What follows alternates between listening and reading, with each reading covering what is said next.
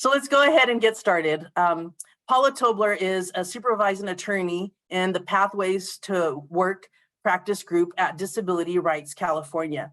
She supervises advocates working in both the Client Assistant Program, or CAP, and in the Protection and Advocacy for Beneficiaries of Social Security, or the PABSS program. You know, we love our acronyms, which provides assistance to Social Security beneficiaries experiencing barriers to returning to work. She also provides legal assistance to people with all kinds of disabilities who need reasonable accommodations in their workplaces. Paula identifies as a person with disabilities herself and has experienced many of the same issues she now helps her clients to navigate.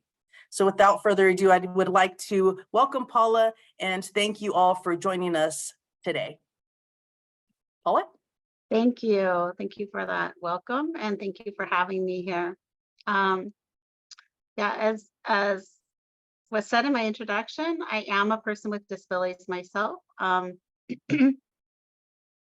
Primarily that came from an auto accident that I was in, well, it'll be 26 years ago this month, excuse me, where I was hit by a truck and ended up with post-traumatic stress disorder, traumatic brain injury, and various physical injuries, excuse me.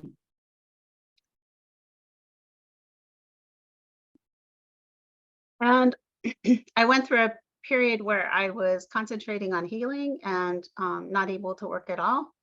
And then with services and supports, I was able to work up to being an attorney again. That was a road for me, a long road for me, and ended up being in disability rights law, which I really enjoy doing. I have worked without accommodations at times and also with accommodations. So all of the questions you have about like disclosing your disability, or, you know, should I ask for accommodations? What are accommodations? How do I do it?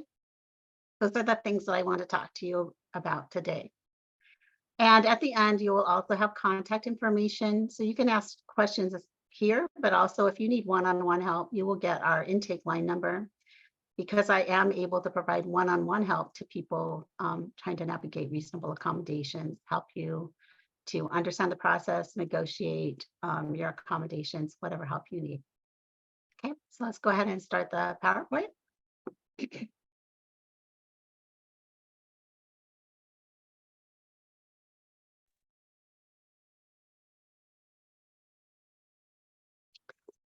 Okay, like I said, I'm the supervising attorney. This session is to provide you with general information only. It's not legal advice because we're not talking about your specific situation.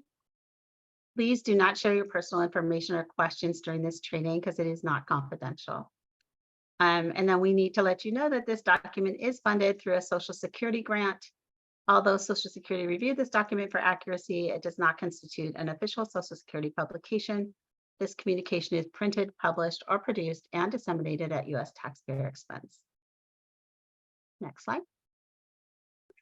So what are reasonable accommodations? Reasonable accommodations are for if you need help because of a qualified disability, you can get help to apply for a job, and you can get help to do your job. This is a benefit.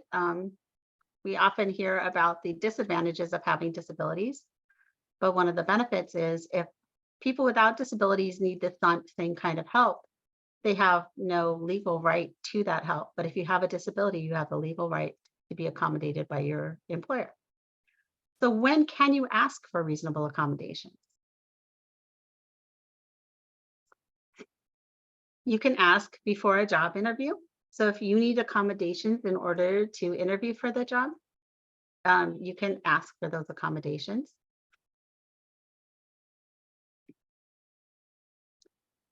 You can also ask after you get a job offer from the employer.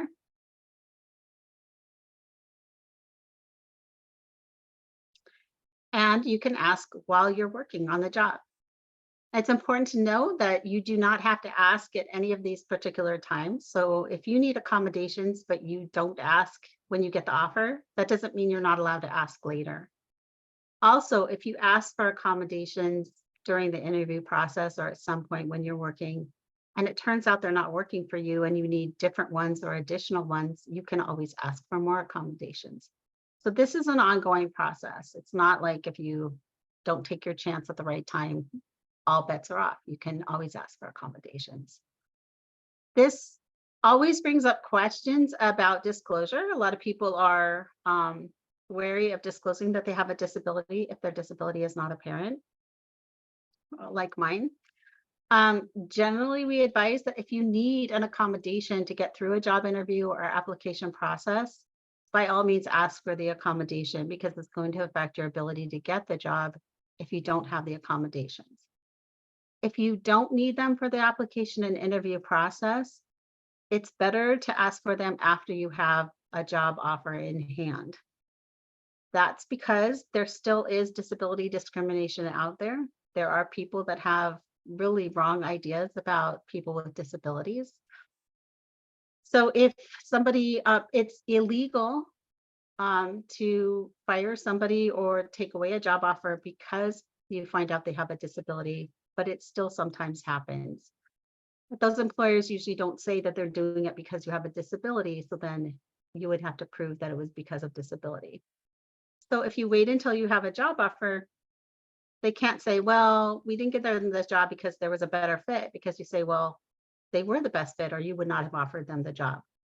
Or they can't do the job. Well, you wouldn't have offered them the job if you didn't think they could do the job.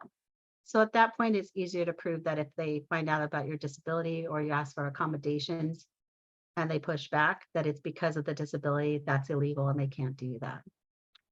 But at any time you can, and definitely if it's going to affect your getting the job or being able to pass a probationary period or anything else, please ask. That's another one that comes up. Sometimes people get advice not to ask for accommodations when they're on probation. You can be fired for any reason when you're on probation, but you cannot be fired even on probation for illegal reasons. And firing somebody because of a disability is an illegal reason. But if your employer does not know that you're struggling while you're on probation because you have a disability, then the reasonable accommodation and disability protection laws will not help you because your employer didn't know. Okay, next. Okay, also in the application process, if you need more time to fill out applications, you can ask for more time. This is one that I like to point out because it comes up all the time and it's really heartbreaking. A lot of people end up getting more time accommodations in their educational settings. So you can get more time for tests or for projects or for different things in school, in higher education. And you can get more time to fill out job applications. However, once you're on the job and being paid to work, they do not have to lower their productivity standards as an accommodation. That is considered unreasonable.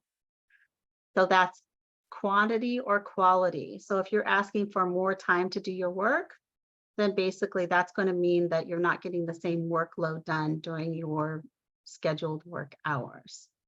And especially if they have to pay you overtime, they can say we don't need to give them less work or pay them overtime as an accommodation. So think about that when you're working with the DOR and you're deciding what you want to do for a job. Don't just think about what accommodations you need to get through your schooling, for example, or what accommodations have helped you get through the schooling you've already had.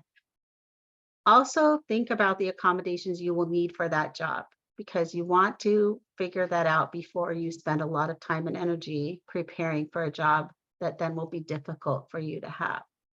And we've seen that happen. If you have any questions at all, please give me a call. You don't have to have a job to call me and get some one-on-one help to understand what kinds of accommodations you might need for that job when we talk about it and what would be easier or harder to get. So feel free to reach out.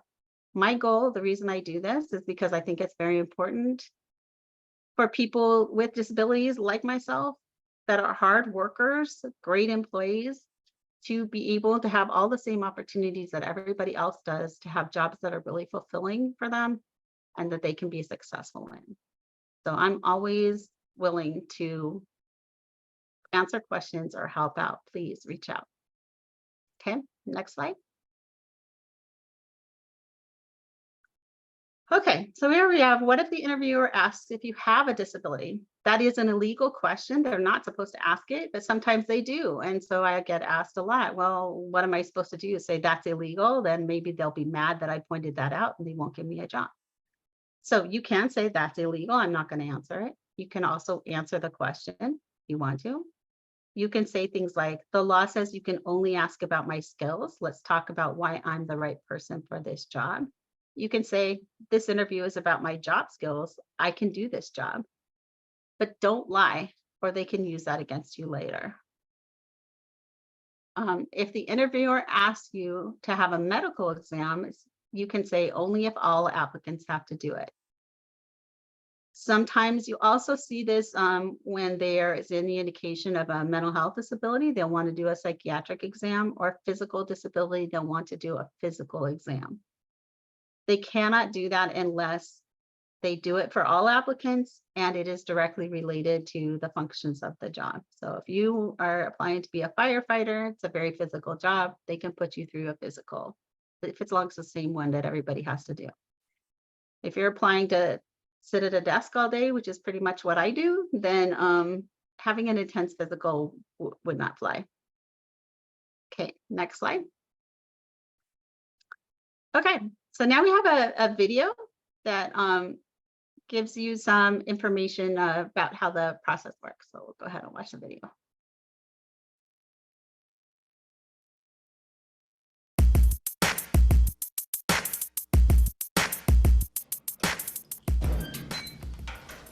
Hey, Sam.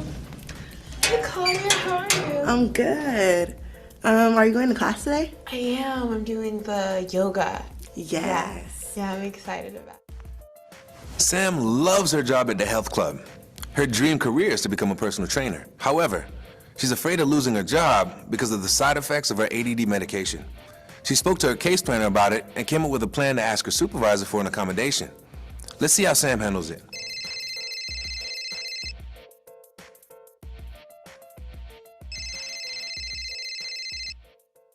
Hey Sam, is everything okay?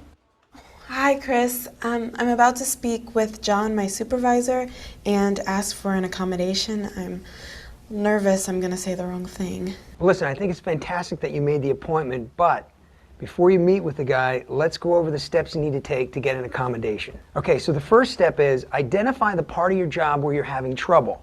For example, you get a little confused and you can't remember things. Second, you identify the challenge in your life. In this case, it's your medication.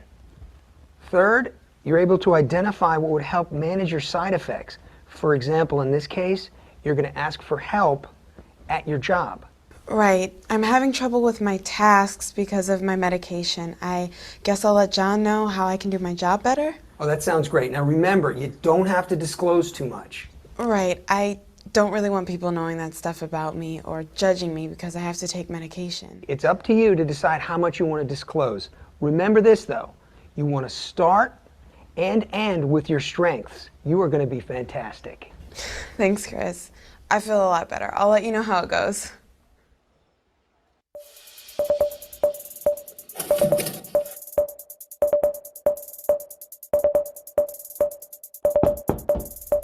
Come in. Hi, John. Thanks for meeting with me. Good to see you. Good to see you. Well, first I want to say that I love my job and I'm very grateful for the opportunity. Well, I think you're doing really well here, Sam. As a matter of fact, I hear nothing but great things about your work. But you said you wanted to talk about something, so what's up? Sometimes I forget the order of the task, but I do get everything done. Okay. Well, do you feel that it's a serious enough issue where it's affecting your ability to do your work? No, it's not serious, but I could use some help from Tina to make sure I'm doing the tasks in the right order. I just want to make sure I'm doing the best job I can. Well, I prefer that Tina focus on her own duties while she's on her shift as opposed to worrying about anyone else's. I understand. Could I come to you if I forget the order of the task? It won't be all the time. Sure. But you know I'm not always available, so why don't I make a list of all your work that needs to be done in the order that it needs to be done, and I'll give it to you at the beginning of your shift? Thank you, John. That would be really helpful. I really appreciate it. I want to continue to do the best job I can. You got it. You're doing fantastic.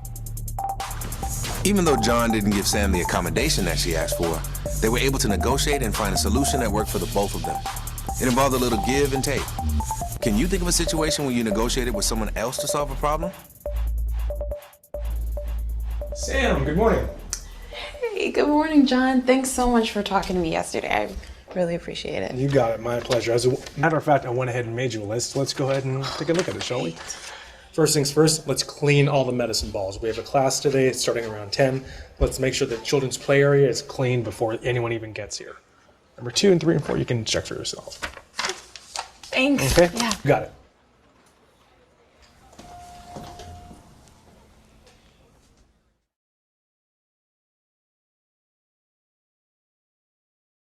Okay, next slide.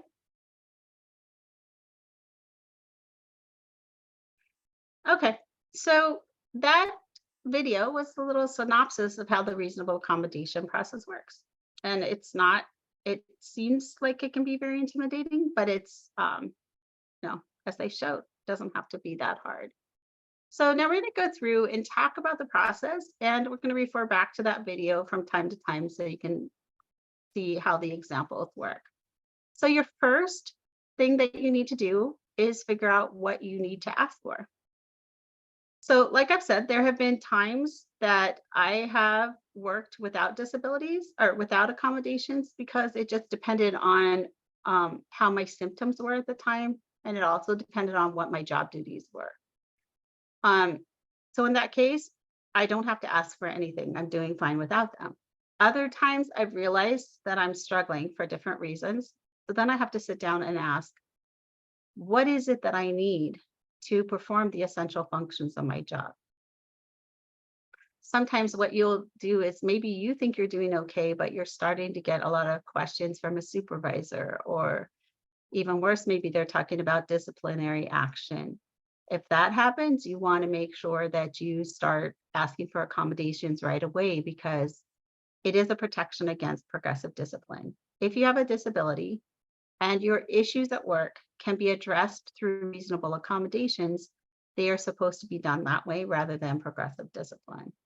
That doesn't mean that you can't be fired or get disciplined for things because you have a disability. It just means that it shouldn't be things that can be that are disability related and can be accommodated instead. But that's really important to figure that out as soon as possible. And if you're having trouble with the process, again, reach out.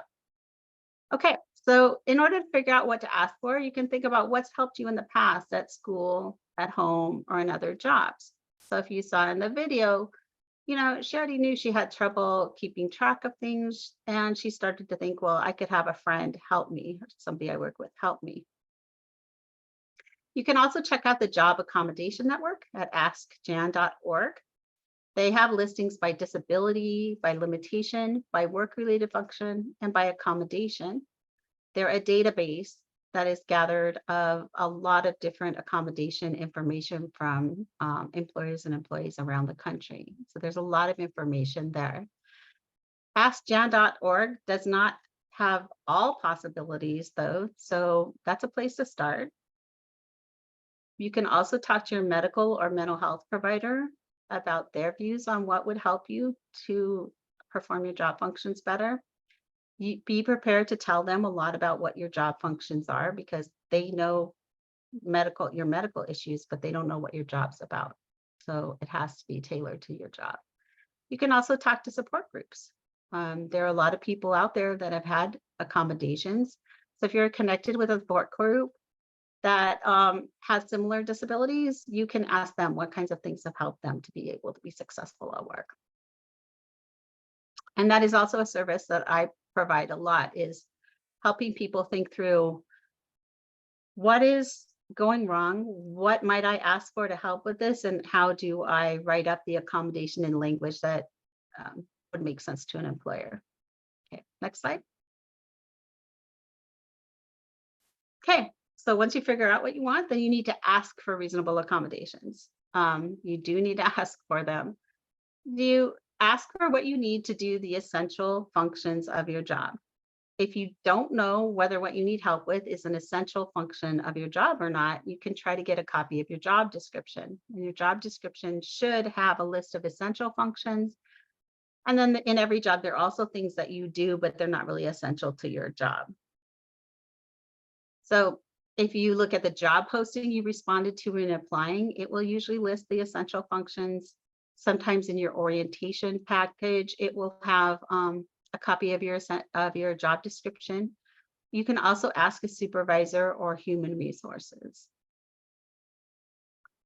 You do not have to put your request for reasonable accommodations in writing, but it's better to do so if you can, because then you have proof of what you asked for and when you asked for it. So that's good. You don't have to use any magic words or special forms. You don't even have to call it a reasonable accommodation, but I recommend that you do put reasonable accommodations of disability in there, because that triggers in human resources mind that this is not just a request for a favor or flexibility, but it's actually a legal requirement for them to enter into an interactive process.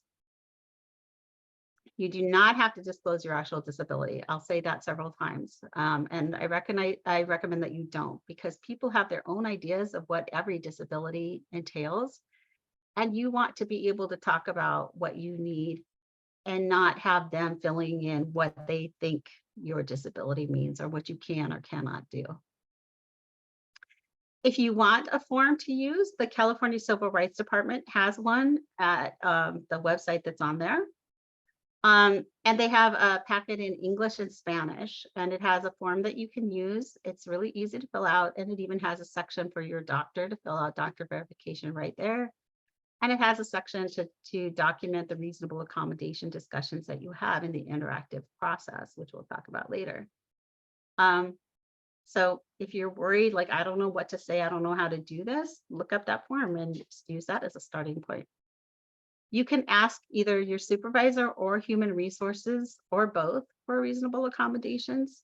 Very often people will email both or email one and CC the other, and do not disclose your diagnosis. And if they ask you your diagnosis or ask for all your medical records, you do not have to provide that. They can ask some medical questions. So if you're not sure whether they're asking for information that they're allowed to have, call me and we'll figure that out. Next slide. Okay, so here's some reasonable accommodations that I see a lot. A job coach to help you learn things and stay on schedule. A job interview by phone, especially if you have transportation issues. More time on job tests. Again, that's on the job tests, not on actually doing your job. Letting you know what a meeting is about ahead of time. That's very common. There are a lot of disabilities where it can be hard because of auditory processing, because of concentration issues, where it's more difficult to respond on the fly. So you can ask for the agenda of the meeting ahead of time so you can prepare for that meeting and be prepared for your comments. Letting you know when a meeting is going to happen. A bigger computer monitor or screen reader. Scheduling to allow for doctor appointments, therapy appointments, physical therapy appointments if they have to happen during the workday. And again, you can check out askjan.org. Okay. Next slide. Things that are not reasonable accommodations, but these are things that I've actually had people talk to me about. A job coach that does your work for you, and they may actually do a lot of your work for you at the beginning, but the point is to learn your job. This is one I hear from employers all the time. Sometimes they don't want a job coach on the premises because they think that it's somebody doing your job for you. So sometimes you just need to explain, no, the job coach is not doing my work for me. They're providing extra free training because the employer usually is not paying for the job coach. You have a different learning style. They're helping you to learn in your style without the employer having to take time to teach you in a different way from how they run their orientations or their training programs. Asking to be hired without an interview. You can ask different accommodations for how the interview goes forward. But even if it makes you really anxious and you have an anxiety disorder or whatever your issues are, you can't just say no interview at all. Asking not to answer questions from your coworkers. This happens a lot when you have really annoying coworkers. And if you have a disability, that makes it very hard for you to manage the stress from your coworkers. That's not reasonable to say I don't answer questions from all coworkers, but you can ask for accommodations on how those questions are asked or how questions are funneled. And if coworkers are harassing you or making fun of you for a disability or treating you differently from a disability, that's a separate problem that you should be talking to me or another attorney about. Asking your boss not to give you any deadlines for your work.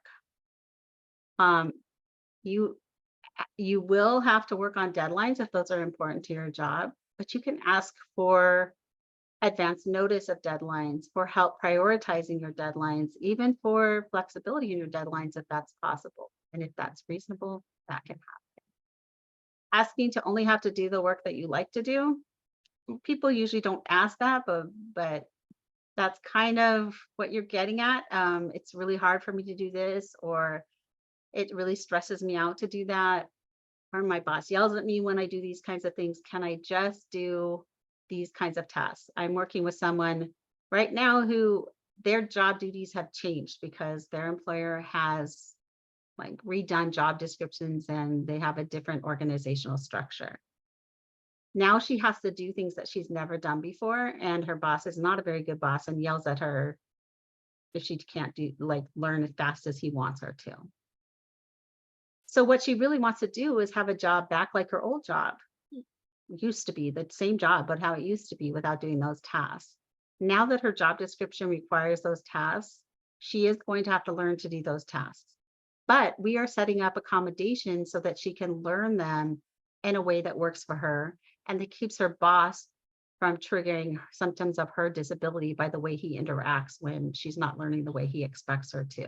So that can be taken care of in different ways. Asking to come in whenever you want and leave whenever you want. This actually we see a lot with people who have panic attacks, seizures, fainting spells from POTS, arthritis flares, different things like that. And it's understood that you may not know when these things will happen. You can get flexibility. Like, for example, one of the accommodations I have right now is flexibility in my schedule. When my PTSD symptoms are lit up, I will get nightmares. So if I'm having trouble sleeping, or I take my medication for nightmares and it's sedating, so it's hard for me to get up and get my mind fog cleared out so that I can work, then I can come in later and work later. But part of that accommodation is still, if meetings are set that are earlier, then I'm supposed to try to make those meetings. That also works because in my job, I set my own schedule for the most part. If the same person or if I was the receptionist at our building, for example, that had to open up the building and be at the front desk to greet walk-in clients, that might not be a reasonable accommodation to ask for, because if I show up late, it messes everything up for everybody. On the other hand, you might be able to ask for a different shift or for backup coverage. So again, these are very fact specific, the facts of your job and the facts of your disability. So if you're struggling with what you need and how to present it, give me a call. Okay, next slide. Okay, so once you put in your reasonable accommodation request, your employer has the right to ask for medical verification. And they're not supposed to ask for it if it's apparent that you have a disability and why you need the accommodations, but it's become so common that, as a matter of course, pretty much all employers are asking for them. So what I advise you to do is to think about this before you submit your request for accommodations. This is for a couple reasons. Number one, to talk to your doctor about what they will support and what they think of the accommodations you think you need. The one thing that you don't want is to ask for accommodations, then your employer asks for medical verification, and you go to your doctor and they say either we don't write those notes, which happens a lot. Certain insurance providers are really bad about that. Or they say, I don't think you need that. I'm not going to back you up on that. So then you're in the position where you've already asked for them for the employer, and they ask for medical verification, and the doctor's saying, no, I'm not going to verify that. It makes you look bad for the rest of the negotiations. So if you talk to your doctor up front before you make the request, you can talk about being on the same page. And if your doctor won't write a letter, you can troubleshoot other ways to get medical verifications, or talk to someone like me. There are ongoing efforts to stop that practice and or find other ways for people to get verifications, because a lot of doctors don't want to do these verifications. So let's figure that out before you request the accommodation, so we can troubleshoot and then present the whole package. Even if your doctor is helpful to you and goes along with what you feel you need, he agrees, she agrees, it's still good to present it as a package, because that way you're saving time. If you have a reasonable accommodation request and your medical verification together, you don't waste the time of them asking for medical verification and going back and forth and getting it, especially if it's hard to get doctor's appointments from your doctor. Okay, so the medical verifications do not need to give your diagnosis, and you don't want your diagnosis on there. Just have the doctor confirm that you have a disability. It needs to list the functional limitations that connect your disability to your requested accommodations.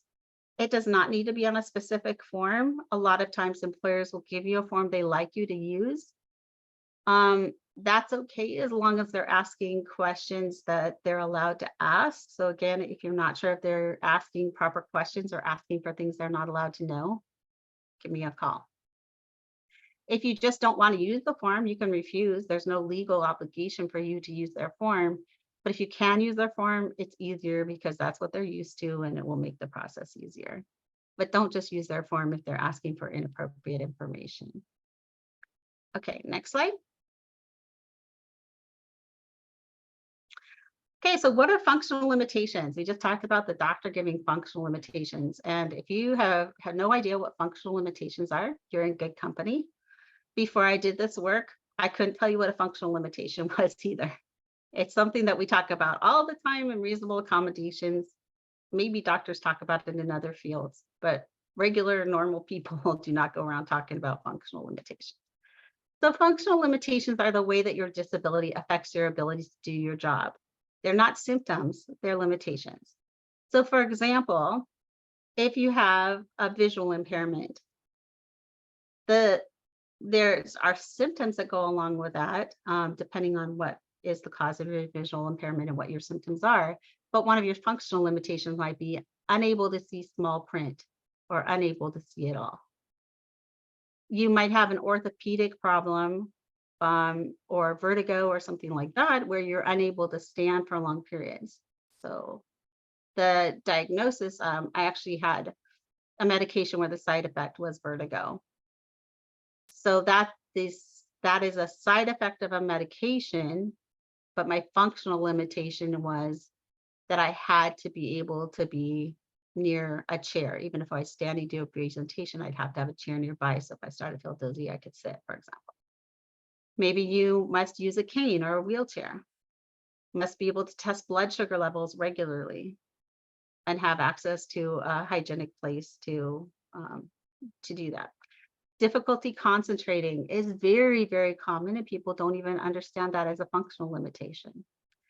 Takes medication that requires flexible schedule, no driving, or any other side effects that affect work conditions. About a lot of people ask for specific shifts because they need to be home taking their medication on a sleep schedule, whatever, to maintain their physical or mental health. And requires doctor's visits during scheduled working hours. These are just examples to help you understand what a functional limitation is, but there are many others that could be functional limitations. Next slide. Okay, so you've got your reasonable accommodation request, and then you've got your doctor's verification, and you've submitted all, and you're good to go. So at that point, your employer can either look it over and say, okay, we'll grant these accommodations, or they can enter into a good faith interactive process. So what you saw in the video was actually a good faith interactive process. It went quickly in one meeting, but that's what it was. So remember that she asked for the person that she knew to help her. And the boss said, I don't want her to do that because she has other things to do. So he said no to her accommodation request. But the employer is not allowed to just say no, don't want to. They're supposed to have an interactive process in good faith to discuss what they might be able to do and see if you can come to a resolution. So then he said, well, what I'd rather do is have you come to me and I can give you your list of priorities. And that was acceptable to her. So that's the end of the interactive process because they came to an accommodation that was acceptable. The other thing to remember is it needs to be acceptable to your doctor. And that can really help if your employer is saying no to your accommodation, here's an alternative, we want an answer right away. If you need to buy time, you can say, I need to talk to my doctor about this to see if that will solve the problem medically, and get some time to talk to your doctor. Plus, it's not actually a good faith interactive process if they're pressuring you to respond in 5 minutes rather than have time to think it over.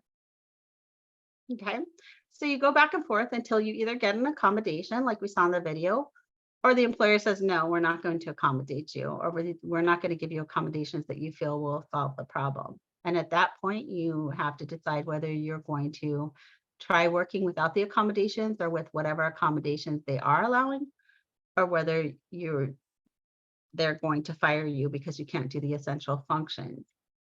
Even at that space, it's a good thing to call somebody like me to help take a second look at it and see, were they really acting in good faith, and what are your remedies if they're not going to accommodate you?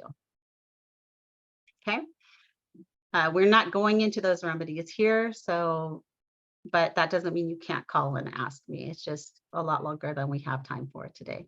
Okay, so in the good faith interactive process, the burden of proof is on you to begin with to prove that what you're asking for is reasonable. And that's a pretty low standard, but you can probably imagine things that you could ask for that would be unreasonable. But as long as it's reasonable on its face, then the employer has the burden to prove that it's an undue hardship to grant it if they don't want to grant it. If they want to deny it, the standard for denial is undue hardship. That's legalese, a legal term of art. And there is a lot that goes into figuring out whether it is an undue hardship because it has to do with the employer, the employee, the job description.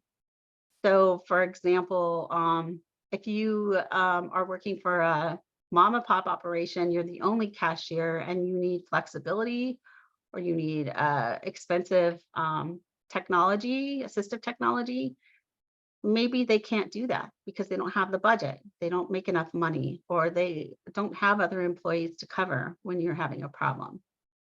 Then those requests might be unreasonable for that employer.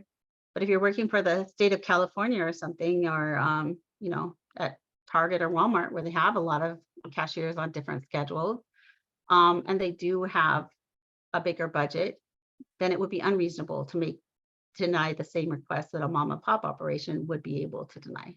So just remember, it's very fact specific. If that seems overwhelming, reach out for help. Just reach out for help. I don't want anybody to say this is just so overwhelming, or I'm getting pushback, so I'm just going to try to do my job and end up not being able to do it, or I'm just going to, crawl under the covers and be depressed. That's not what we want. We want to help you to do this. Okay. Now, they also can't just say it's an undue hardship. They do a lot. Some of them just say no. Some of them say, no, it's an undue hardship. They can't just say undue hardship like it's some magical phrase. They have to have facts to show it's an undue hardship. And they need to be reasonable to show that it's an undue hardship. A lot of arguments get into the undue hardship realm. So if you're having trouble with pushback on whether it's an undue hardship or not, please reach out. You're definitely in good company, not understanding how that all works. Employers may offer accommodations that are not what you asked for. If you're not sure whether it'll work or not, ask your doctor. But if the doctor says that they would work for you, then they are still considered reasonable accommodations and you don't get your preference. So if the employer comes up with their preference, as long as it does actually meet the needs and allows you to perform the essential functions of your job, they get their preference. Now, if they're coming up with a preference that does not actually work, that's different. Another thing you can do is if you're not sure, you can try on a trial period what accommodations they're willing to give you. And that doesn't mean that you have to accept that forever. You can try it and then say, this is not working. All right. Next slide. And then if it's not working, you start over the interactive process. Okay. So if you need to get our services, our intake line is 800-776-5746. And our website is at www.disabilityrightsca.org. If you call the intake line, I am the only attorney that does the reasonable accommodation work. I have advocates who work under me, but your case will be seen by me whether I talk to you or not, because I supervise everything that goes on in the reasonable accommodation work, or should, unless it slipped out from under me, I guess.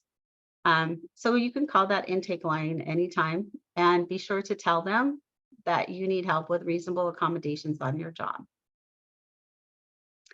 If you are a Social Security beneficiary, be sure to tell them that, because we have extra funding under the PABS grant that was talked about to provide services for Social Security beneficiaries. But even if you're not a Social Security beneficiary, we can still help you. We have a lot of grants that we can work under, and we will do everything we can to find a grant that you fit under so that we can give you some help. Okay, I do see a couple of question and answers, so I'm going to just look at those. So I've got a question. I was hired under Schedule A for disability by Social Security Administration, denied leave for surgery. Okay, and had job changed, which caused more pain. Okay, that is the kind of question that I can't answer here because it's very specific, but please do reach out and I'd be happy to talk to you about that one-on-one. Some issues that I see in this that I'll bring up in general. If you're on your probationary period, like leaves can be an accommodation. So there are different kinds of leaves like FMLA. You can have FMLA or CFRA leave even if you don't have a disability, but they can also be used as an accommodation for a disability. So, but there are different requirements about how long you need to be working or something like that to have leave. If you're not sure about the ins and outs of that, we can talk about that. Also, changing your job can be an accommodation. So sometimes you will ask for reassignment as an accommodation. That can be an accommodation, and we can help you figure out whether that's an option for you. I'm not sure why this job was changed. If it's actually causing more problems with your disability, that's not an effective accommodation, but I'm not sure exactly why they did the job change. So these are some general things that I can talk to you about, like reassignments and leaves and stuff like that. But I can't answer the specifics of this person's question, but they can call me and we can talk about it. Okay. Patricia Quinn wants to. Okay. All right. I may not be able to stay for the whole presentation. The transition coordinator for my school district. Do you know if DMV provides accommodations for students with an IEP when they are taking the written driving test, extended time or text to speech, etc.? They should be providing accommodations. So that's a different area of reasonable accommodations. That's a public services accommodation. They should be providing some accommodations, but that's not my expertise to tell you exactly what. But we do have people at Disability Rights California who do different other kinds of accommodations, like in housing or in testing or in things like that. So you can call that same intake number and just say that you're having problems with reasonable accommodations with a driving test, and they will route you not to me, but to the people that might be able to answer that question for you. Okay. All right, so the next one is, what if the additional tasks out of it's outside of essentials job duties are difficult to complete due to my disability. If they're not essential job duties, then your inability to do them are not grounds for firing you, like if you can't do the essential functions of your job. So if they are taking any action against you because of those job functions, even if you think they're not essential, you probably could use an analysis of whether they really are essential or non-essential, and why your employer is treating them like they're essential so that they can take action against you if you can't do them, even if they're not listed as essential functions. Sometimes, in fact, often HR departments are not up to date on their job descriptions. So there might be some issues there. HR departments will also say that things are essential functions because it's in their interest to do so, even if it's arguable that they're not essential functions. So again, if you're having a question like that, please call our intake line and we can talk about the facts of that, because that's going to be very fact specific. But those are the generalities. Okay.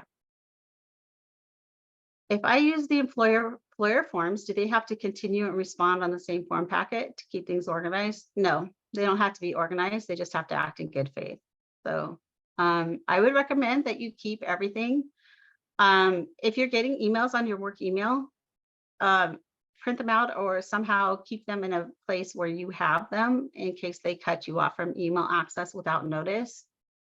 And then just keep it together yourself, because they don't have a duty to keep it together for you, but you don't want to have the disadvantages of not having all your ducks in a row and having all your paperwork together.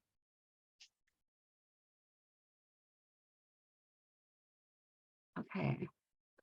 And the next one is, I can't work in extreme hot or cold. I used to work outside in automotive. Now I can't even last an hour in the heat or cold. So that's the kind of thing where if you cannot work in heat or cold and it's because of a disability, and your doctor gives you the accommodation of only working within a certain temperature range. So the functional limitation is can't tolerate like extreme heat or cold. The accommodation would be asking for you to have work. It's not really a station in automotive, but a workplace that is temperature controlled and is between whatever temperature range your doctor says is okay for you. Now, if your automotive place has a garage they can heat or air condition that works for that, then maybe you can get the accommodation at that job. If all of their work is outside and they can't control the temperature outside, that might be something that they cannot accommodate. But then you could ask for a reassignment if that employer has other jobs that you're qualified for. So, or you could just be, and that's where the DOR comes in handy too. We have a lot of people that because of they acquire disabilities or their disability symptoms get worse, the job they've been working in, the career they've been working on in is no longer working for them. So they can start to get help to build a new career path that is a better fit for the current state of their disabilities or the anticipated path their disabilities and symptoms will take. But again, if you are not sure, like if it's very cut and dried whether they can accommodate that, that's one thing. But if you're not sure, or if you're not sure how reassignment works, go ahead and call in. Okay, the next one. What if I request for HR to provide an agenda or an organized response to facilitate our conversations? Yes, you can do that. I'm not sure what you mean by organized response, which is another thing that you need to be aware of in reasonable accommodations. They have to be clear enough that you're not in constant fights about what that means. So if they say, we'll provide an organized response, but their organization is not what you need, they're like, well, that's organized to us. Then you're just in a fight. So if what you need is by an organized response is that it's in writing, that you provide questions in writing and they set it up where they do question response in writing. Just be detailed enough so that you get what you need and not leave it open to their interpretation, which may not get you what you need. You can ask for an agenda. Some actions HR won't give you an agenda on because they want to do certain things by surprise, but definitely if you're having interactive process conversations, there shouldn't be a problem getting an agenda on any interactive process meetings so that you can prepare for them. If you don't get an agenda or they bring something up that's off agenda, again, you can ask for more time to consider it. You can ask for time to consult with your doctor. Which support groups do you recommend regarding job accommodations? Probably the biggest group is askjan.org, which isn't necessarily a support group, but it kind of functions as one because it collects data on what other people have found helpful. But as far as support groups in general, the most helpful ones are the support groups of people that have similar issues to you. So it could be a support group at work. For example, at Disability Rights California, we have employee resource groups. So I am in the mental health employee resource group and the Disability Alliance resource group, which Disability Alliance is for employees with disabilities. Mental health is for people specifically with mental health disabilities or people who want to be supportive of people with mental health disabilities. So that is a good group. We talk a lot about different needs that we have and what has worked for us. Like if you have a specific disability, you can find, peer groups, support groups, community organizations that have people with a similar disabilities that might be able to, you might even ask for them to set up, like if you have regular meetings, set up a meeting for people to discuss accommodations that have worked for them. Or you go there and meet people that have similar issues and ask them what has worked for them. Okay. And then, Julia, did you want to answer the question about the DMV?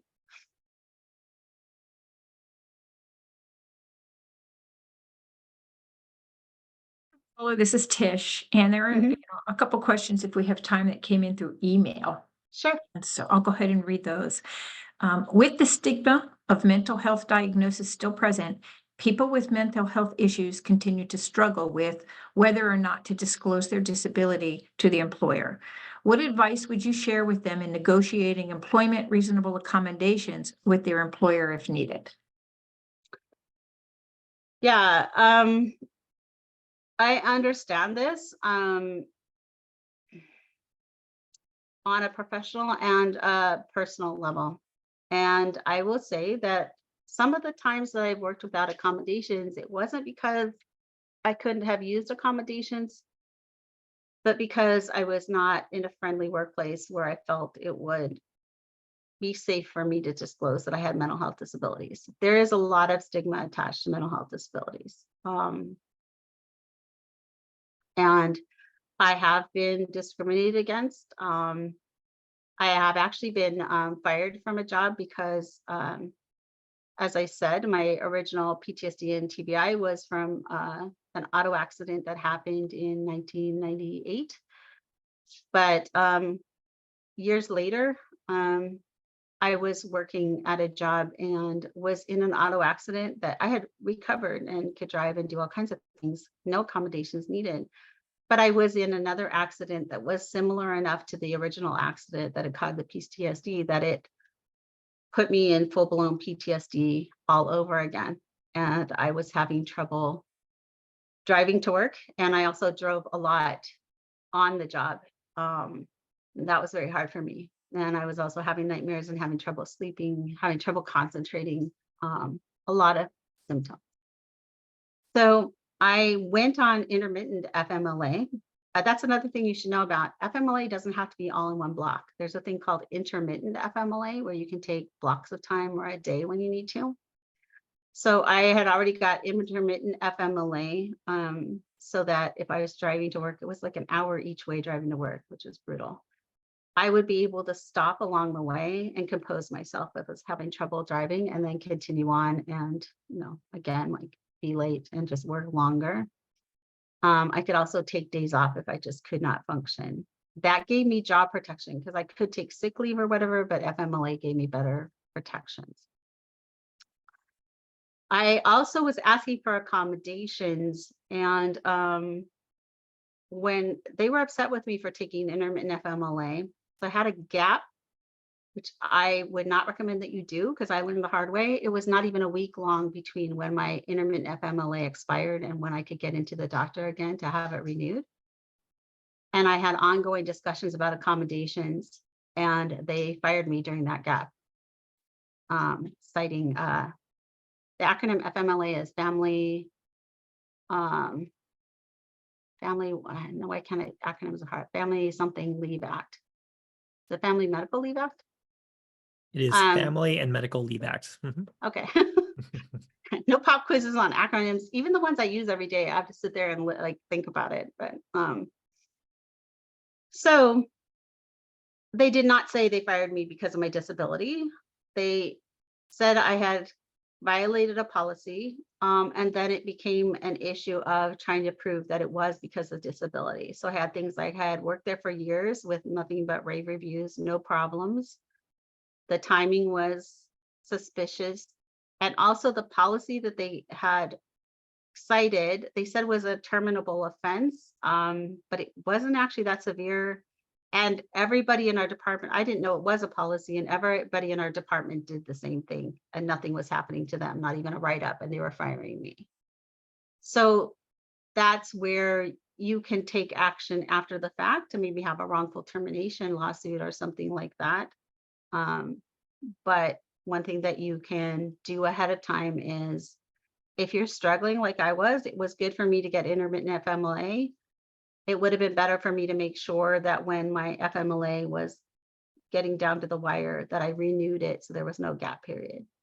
It would have been better to better document a reasonable accommodation discussions. A lot of them were verbal, and I wasn't taking really good notes. And as a lawyer, I know better, but I was just in a mental state where that was hard. So let's be real.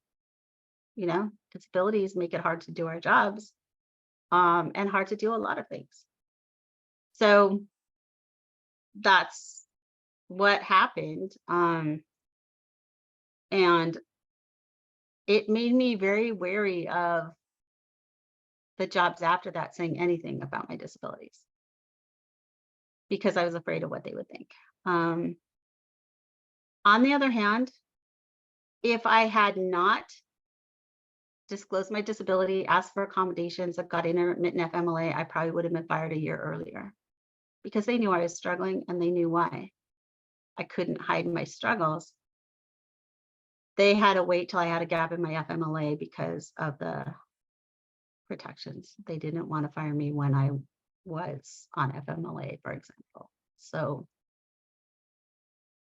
I always advise that, again, do not say your diagnosis. Like, honestly, like even trying to find a job with a gap in my resume and trying to explain what was happening, was like, I describe it as people looking at me. I know what I can do. I actually do a very good job where I am and everywhere I've been, but they look at me and see my diagnosis, then what they're going to say is, what, are you like some crazy emotionally unstable person with PTSD who's also brain damaged? Why would we want to hire you as an attorney? They don't know what PTSD and TBI looks like. People who look at me and interact with me now don't even know my diagnoses unless I tell them. But if I tell them my diagnoses, they're going to have ideas in their own head, mostly coming from media and other sources that don't tell the good stories. They just tell the, really sensationalized stories. So, but if you need accommodations, ask for accommodations, because if you're going to lose your job anyway, at least it gives you some protection and maybe a lawsuit if it doesn't work out. But yeah, stay away from diagnoses. A lot of people I talk to have tried to explain, especially mental health, explain it because they think if I can just explain this, they will understand why I need this. And even people they've worked with and trusted for a long time have had really strange reactions. Now, a lot of the work I do, especially since my, I guess, subspecialty is mental health disabilities, is helping to translate what you need into accommodations without having to tell your whole story, without having to re-traumatize yourself, without opening yourself up to as many interpretations and stigmatizing opportunities. So again, if you're struggling with that, that's very, very common. people understand physical disabilities in ways they don't understand mental health. So like I broke my shoulder a couple of years ago. Nobody told me to take my arm out of the immobilizer and just get over myself and use my arm, right? They understood that even when it came out of the immobilizer, I had to be careful because it was still healing. I needed to go to physical therapy and build up range of motion and strength. They understood that. People have not understood that with my mental health disabilities. Part of the reason I actually do this work is that I am in a job now where it does not count against me to have these disabilities, and I can be more honest without risking my job. So I speak and disclose and talk about what's needed, what my struggles are, and how I'm able to work even despite those struggles and be a valuable employee, specifically so that people that don't have the same protections that I do don't have to do that. So please contact me if you're struggling with how to do that, and we will troubleshoot how to tell them enough to get your accommodations, but try to steer away from the things that can be more problematic.